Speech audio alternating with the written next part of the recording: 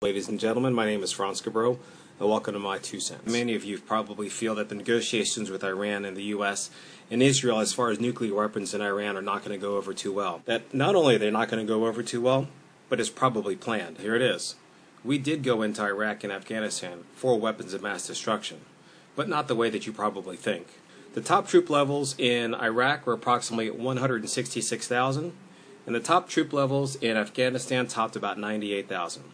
That's a total of 264,000 troops. What country lies in between Iraq and Afghanistan? That's right, the country that lies in between them?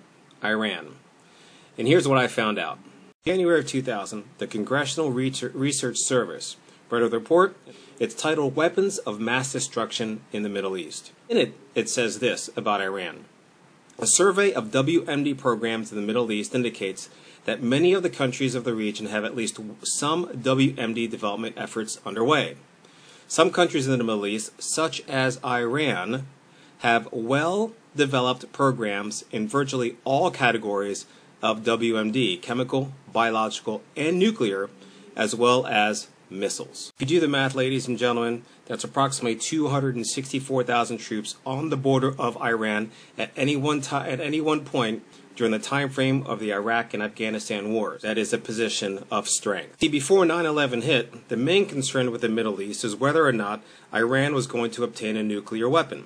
They were dealing closely with the Russians in developing nuclear power, and also because of the disintegration of the Soviet Union, the proliferation of nuclear material was rampant. Our job under the Bush administration was to quell that, was to stop that. And once 9/11 hit, it gave them every impetus to be able to go in and essentially surround Iran. How is President Obama involved in all this stuff? Well, if you think about it, we were in a position of strength to deal with Iran with their development of nuclear power and or nuclear weapons.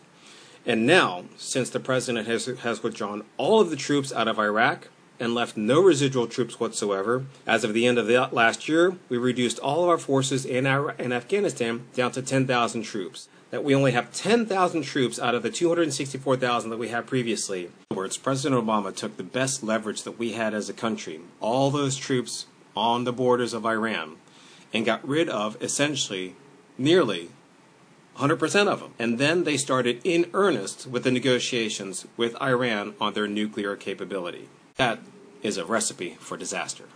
The question I have for the Obama administration, is this what they wanted to happen all along? Is to remove the troops from the Middle East so that they would be able to negotiate from a position of weakness with Iran?